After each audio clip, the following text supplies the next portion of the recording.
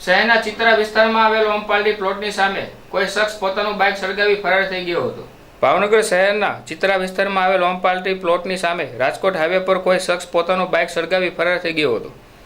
સમાજસેવક કમલેશભાઈ ચંદાણીને જાણ થતાં તુરંત જ ઓમપાલડી પ્લોટમાંથી પાણીની વ્યવસ્થા કરી આગ પર કાબૂ મેળવ્યો હતો અને પોલીસ કંટ્રોલ રૂમમાં માહિતી આપી હતી। પોલીસે તપાસ હાથ ધરી હતી।